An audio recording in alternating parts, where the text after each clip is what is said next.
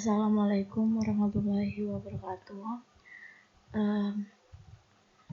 Sebelumnya, perkenalkan nama saya Maziatul Hailia, 15 kelas kedua 110084. Di sini saya kelas A, dan video ini dibuat untuk memenuhi tugas tata niaga produk agribisnis. Video ini tentang review analisis tata niaga. Berikut reviewnya. Untuk jurnal pertama yang saya review yaitu analisis struktur, perilaku, dan penampilan pasar wortel di subterminal agrobisnis atau STA Mantung. Studi kasus pada sentra produksi wortel di Desa Tawangsari, Kecamatan Pujong, Kabupaten Malang. Jurnal ini menganalisis tentang analisis sistem pemasaran wortel di daerah tersebut dan kelembagaan tradisionalnya, serta dan analisis ini menggunakan pendekatan struktur, perilaku, dan juga penampilan pasar wortel. Pendekatan struktur pasar menggunakan analisis pangsa pasar, indeks Hirschman-Heffindel, CR4, indeks Rosenbold, dan juga koefisien Gini. Untuk pendekatan perilaku pasar menggunakan analisis deskriptif, kualitatif berkenaan dengan pasar yang menjadi objek penelitian. Sedangkan pendekatan penampilan pasar menggunakan analisis margin pemasaran berdasarkan konsep produk referensi.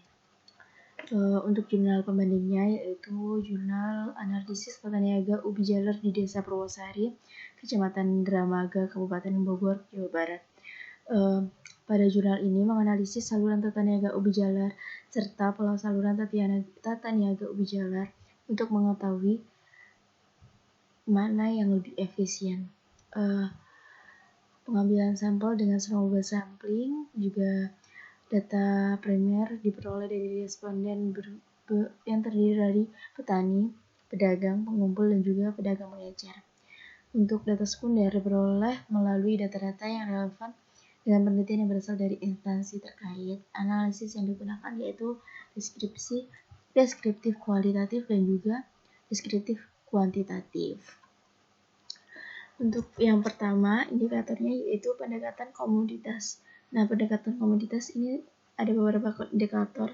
Yang pertama, karakteristik komoditas. Untuk jurnal pertama, wortel adalah salah satu jenis sayuran yang sangat potensial untuk mengatasi masalah kekurangan vitamin A, kurang gizi, dan juga pengobatan beberapa jenis penyakit seperti tumor atau kanker. Banyak karakteristik yang perlu dijelasin lagi, namun saya mengambil hanya itu aja. Terus untuk yang jurnal kedua yaitu ubi jalar termasuk sumber karbohidrat keempat setelah padi, jagung, dan juga ubi kayu. Memiliki produktivitas tinggi dibandingkan dengan beras dan ubi kayu, serta masa panen hanya 4 bulan yang dapat diproduksi hingga 25-30 ton per hektar atau lebih. Ubi jalar memiliki potensi diversifikasi produk yang cukup beragam.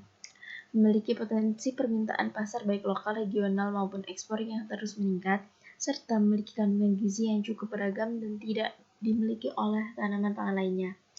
Yang kedua, kondisi permintaan dan penawaran. Untuk jurnal pertama, permintaan dan penawaran wortel akan bertambah besar setiap tahunnya. Untuk yang jurnal kedua, seperti yang dijelaskan tadi, yaitu memiliki potensi permintaan pasar baik lokal, regional, maupun ekspor yang terus meningkat. Jadi, ubi jalar ini cukup besar dan juga stabil. Untuk yang kedua yaitu pendekatan kelembagaan. Untuk jurnal pertama terdapat 5 lembaga yaitu pedagang jadak gula, pedagang grosir retail, pedagang antar daerah, pedagang pengumpul, dan juga pedagang pengecer. Untuk jurnal kedua yaitu ada 4. Yang pertama pedagang pengumpul tingkat 1, pengumpul tingkat 2, pedagang grosir, dan juga pedagang pengecer. Yang ketiga yaitu pendekatan fungsi.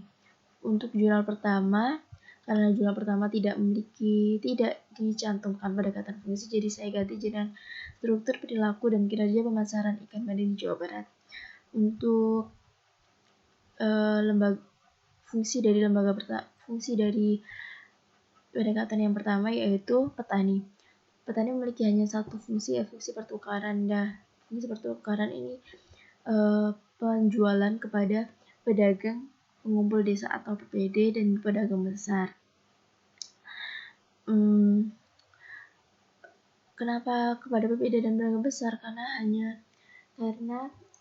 petani memproduksi ikan bandeng lebih dalam jumlah lebih besar apabila dijual kepada pengecer tidak bisa karena pengecer hanya mampu menampung pasokan ikan bandeng yang kecil.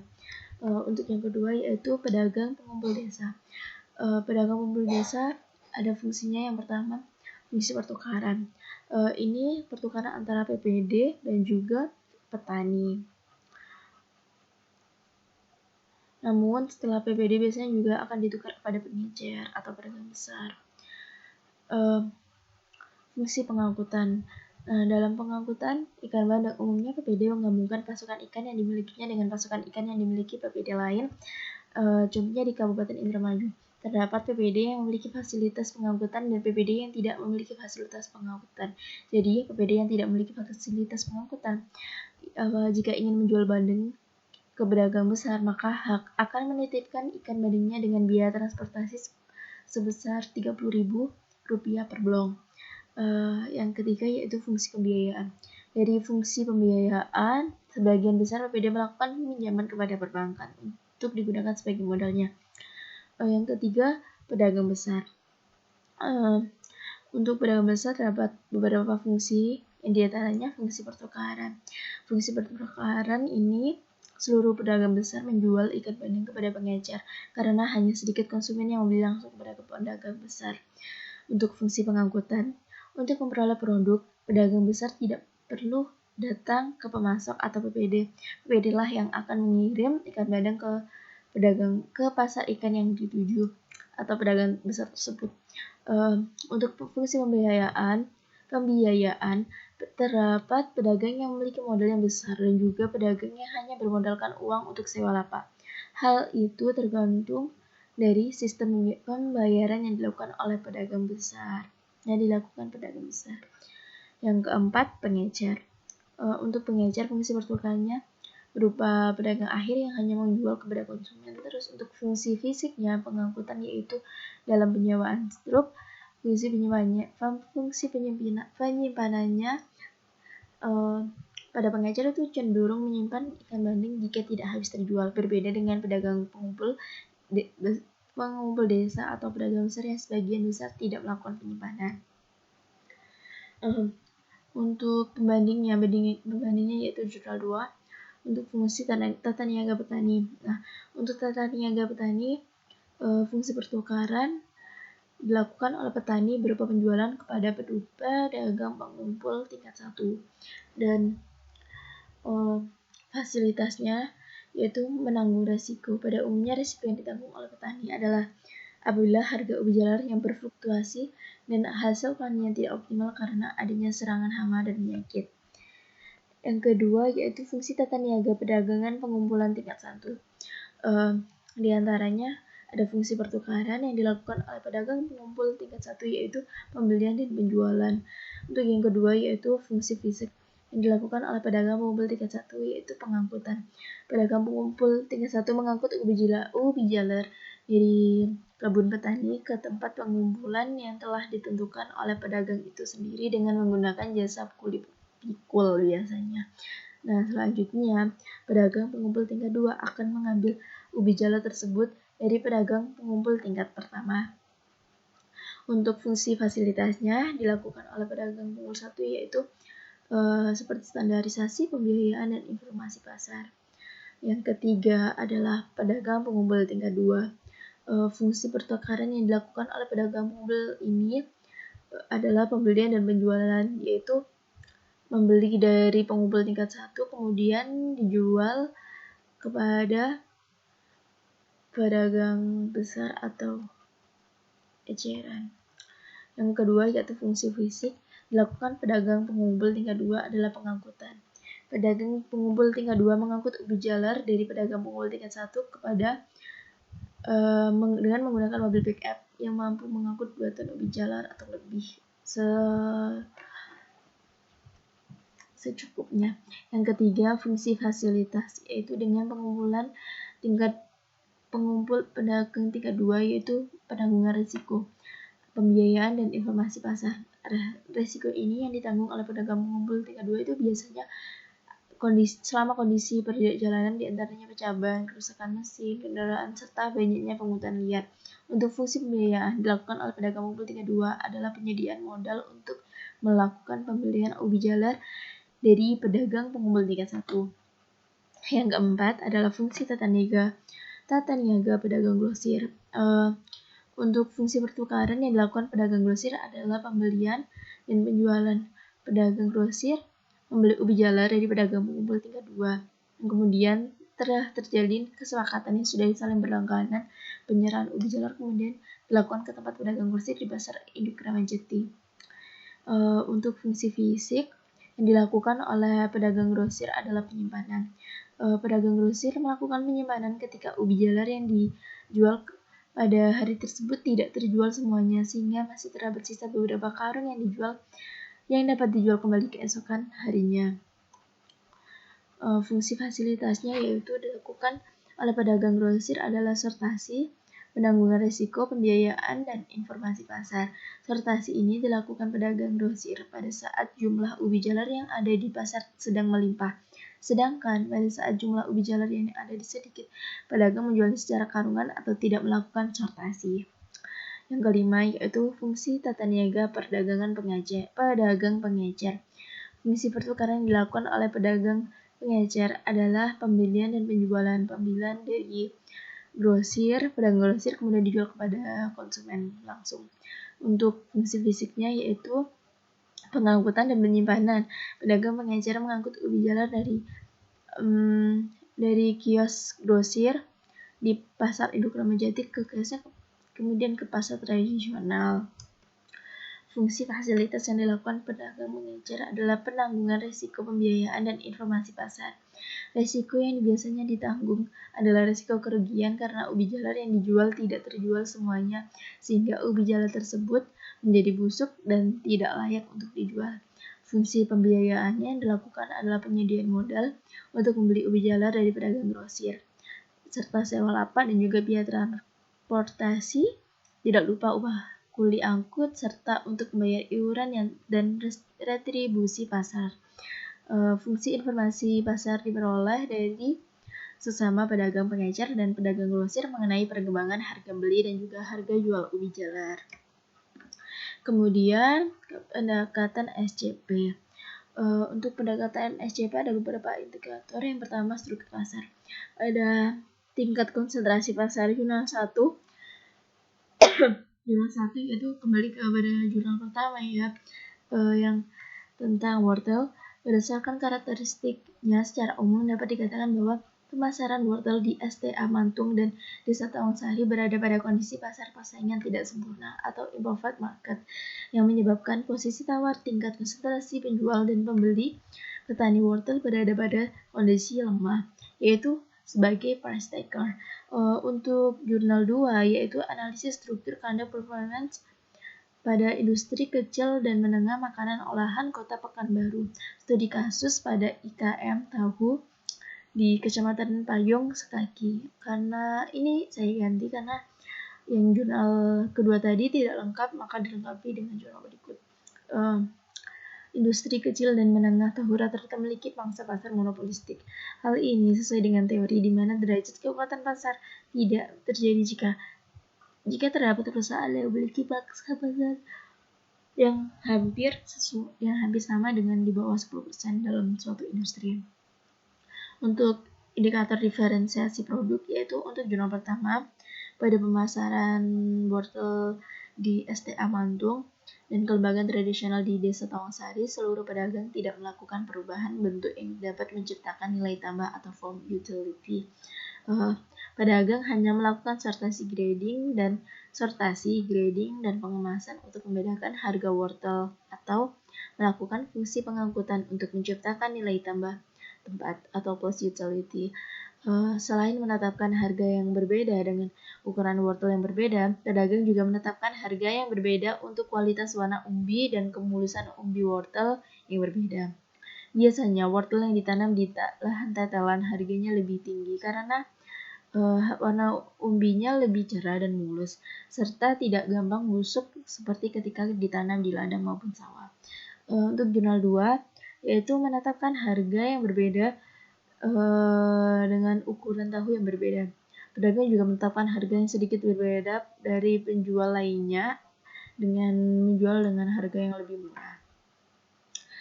Ini adalah hambatan dalam masuk pasar atau barriers to entry. Untuk jurnal pertama, bagi pedagang baru akan cukup memenuhi hambatan untuk masuk sebagai pemain pasar, terutama pada tingkat pedagang pengumpul dan pedagang antar daerah. Hal ini dikarenakan pedagang baru harus mampu beradaptasi dan masuk dalam jaringan kelembagaan yang sudah ada di pasar, serta mengikuti aturan main yang sudah ada. Jika ingin menjadi pedagang yang bertahan dan berkembang usahanya, adapun untuk menjadinya itu bisanya pedagang itu dadakan dan tidak ada aturan yang secara signifikan menghambat. Hanya risikonya wortel yang dijual mungkin harganya rendah atau tidak laku karena belum mempunyai banyak kenalan atau langganan yang dalam satu level atau pedagang pada level yang lebih tinggi yang ada di pasar tersebut. Khusus pedagang grosir atau retail STA Mantung, hambatan untuk keluar masuk pasar secara administratif yaitu lebih rumit karena dibanding dengan lembaga pemasaran lainnya perlu menyesuaikan terlebih dahulu urusan perizinan dan administrasi sewa kios dengan pihak pengelola STA Mantung.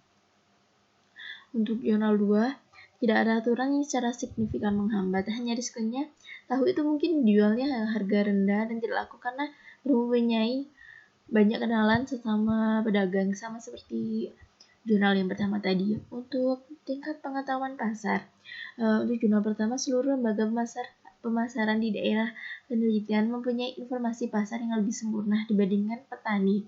Sebagian pedagang tidak hanya mengetahui informasi tentang harga, namun juga tentang permintaan dan juga penawaran pasar terhadap wortel.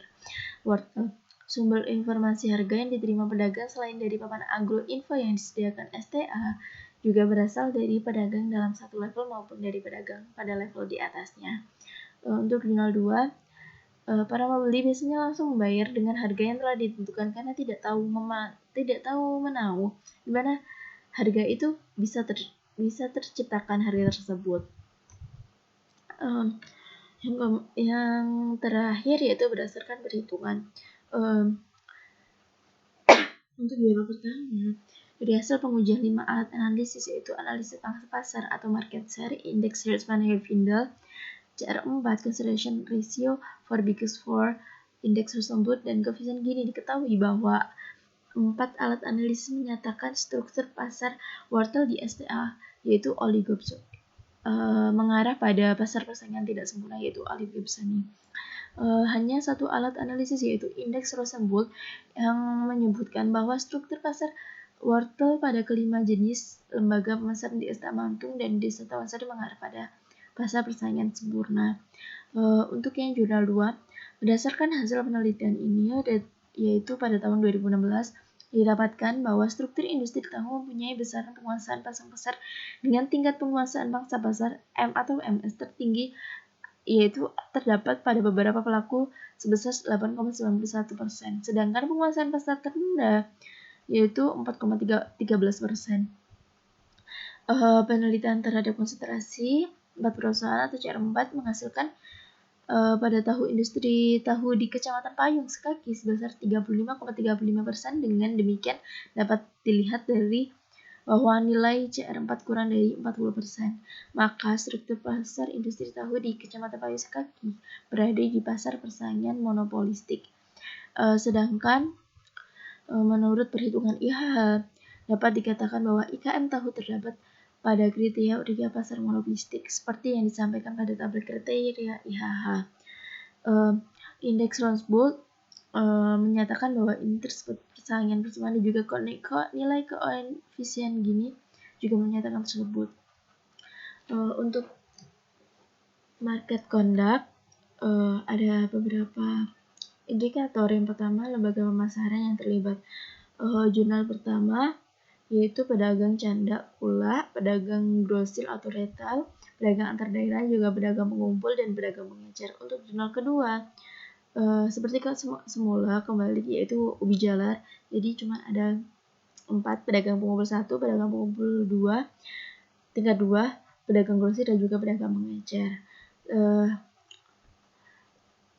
Untuk indikator pola saluran pemasaran pada jurnal pertama ada 7. Yang pertama yaitu dari petani kemudian ke pedagang canda kulak, kemudian ke grosir atau retail, terus ke pedagang antar daerah. Untuk yang kedua, saluran 2 yaitu dari petani dijual kepada pedagang canda kulak, dari kemudian dijual lagi kepada pedagang antar daerah. Untuk saluran yang ketiga yaitu dari petani ke pedagang canda kulak, kemudian ke pengajar. Untuk keempat, dari petani ke pedagang canda kulak, ke grosir atau retail, kemudian ke pengecer. Untuk saluran yang kelima yaitu petani kemudian dijual ke grosir atau retail, kemudian dijual lagi ke pengecer. Yang saluran keenam yaitu petani atau grosir, dari petani ke grosir atau retail, kemudian dijual lagi ke pedagang antar daerah. Untuk yang ketujuh langsung dari petani ke pengecer. Sedangkan pada jurnal 2 saluran terdapat 3 saluran. Untuk yang saluran pertama yaitu yang dari petani dijual ke pedagang pengumpul tingkat 1, kemudian kepada pabrik tepung. Untuk saluran kedua dari petani kemudian dijual ke pedagang pengumpul tingkat 1, kemudian dijual ke pedagang pengumpul tingkat 2, atau kemudian dijual kepada pedagang grosir, kemudian dijual kepada pedagang pengecer, dan terakhir kepada langsung ke konsumen. Untuk saluran ketiga yaitu dari petani kepada pedagang pengumpul 1, kemudian pedagang pengumpul 2, kemudian pedagang grosir, kemudian dijual kepada konsumen. Untuk fungsi-fungsi pemasarannya, karena jurnal yang dianalisis sama, jadi sama seperti slide awal, yaitu dari slide 7 sampai 14. Kemudian kebijakan penentuan harga. Untuk jurnal pertama tidak ada kebijakan harga standar dari pemerintah.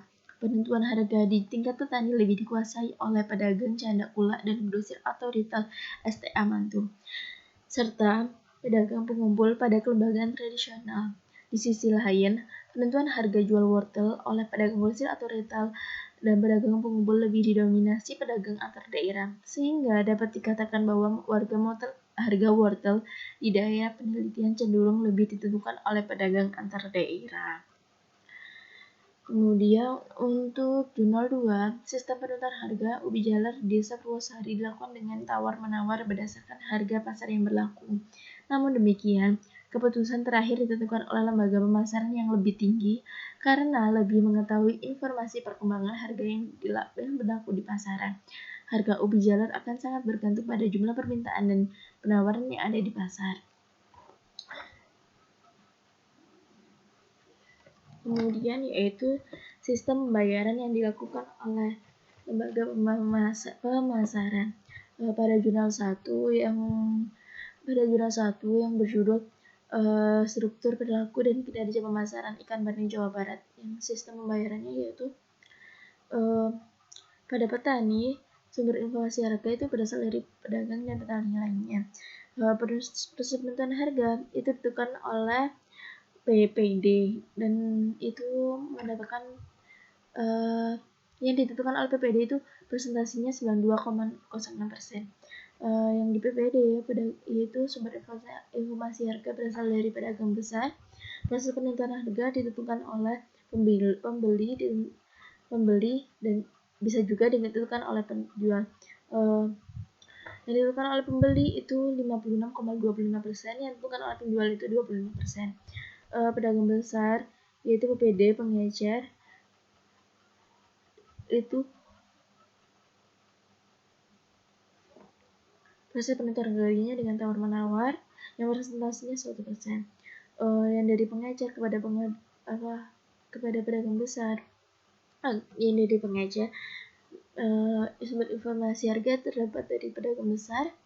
Proses penentuan harga itu tawar-menawar dan presentasinya 100%. Untuk jurnal 2, sistem transaksi jual beli yang dilakukan antara lembaga pemasaran adalah menggunakan sistem bukti, di mana petani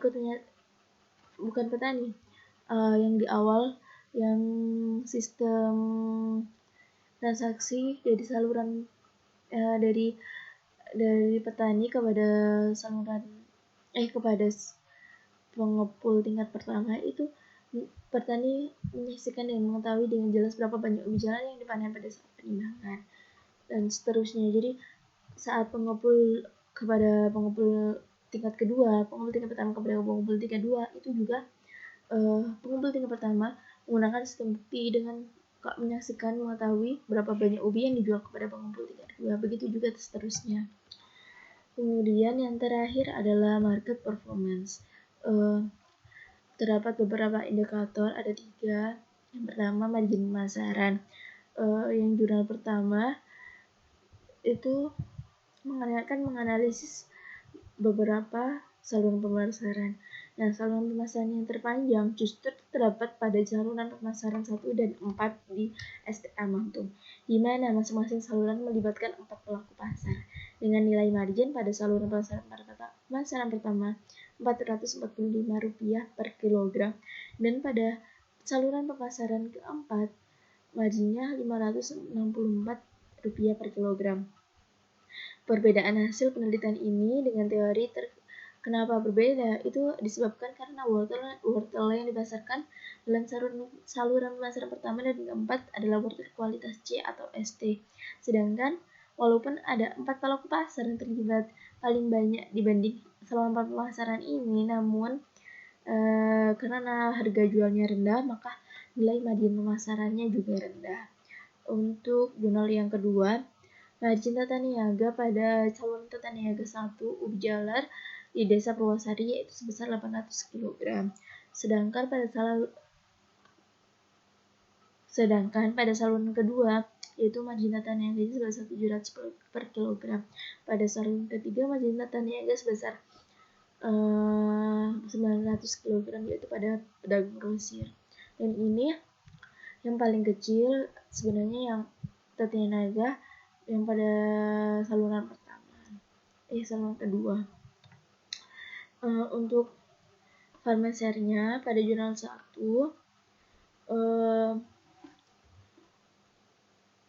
pada saluran pemasaran 1 farmer share-nya harganya 57,42%, presentasinya 12,8. Untuk yang kedua, saluran pemasaran kedua farmer share-nya 57,42, presentasinya 12,8. Yang ketiga 51,55, presentasinya 10,58. Yang keempat share harganya 51,55, presentasinya 10,84. Yang kelima share harganya 48,15, presentasinya 10,13. Yang keenam share harganya 48,65, presentasinya 10,24. Yang ketujuh 63,78, presentasinya 13,42. Yang ke-8 share harganya 48,15, presentasinya 10,13. Yang ke-9 48,65, presentasinya 10,24. Jadi jumlahnya itu 475,32. Presentasinya 100% dan rata-ratanya yaitu 52,81. Jadi dapat disebutkan share harga yang diterima petani paling tertinggi yaitu pada saluran ke-7, serta tingkat efisiensi usaha tertinggi dibandingkan 8 saluran pemasaran lainnya. Walaupun saluran ke-7 paling menguntungkan bagi petani, namun mempunyai kelemahan karena kapasitas produksi yang mampu dibeli oleh pengecer terbatas, sekitar 100-300 kg per hari. Untuk yang jurnal kedua, farmer share-nya itu yang menunjukkan bagian terbesar yang diterima oleh petani terdapat pada saluran pertama, yaitu sebesar 69,23%, sedangkan bagian terkecil diterima oleh pada saluran tata niaga kedua yaitu 34,29%. Pada analisis farmer share ini tidak terdapat identifikasi saluran tata niaga yang paling menguntungkan bagi petani karena harga jual petani setiap saluran tata niaga sama yaitu sebesar 1.800 per kilogram. Untuk integrasi pasar, karena dalam integrasi pasar itu apa dalam 4 jurnal yang telah saya review tidak dijelaskan tentang bagaimana integrasi pasarnya. Jadi saya tidak tahu menahu bagaimana integrasi pasar yang dilakukan pada 4 jurnal yang sudah saya teliti tersebut. Terima kasih sudah menyaksikan. Mohon maaf apabila ada salah kata, mungkin banyak yang kecepatan. Dari saya, wassalamualaikum warahmatullahi wabarakatuh.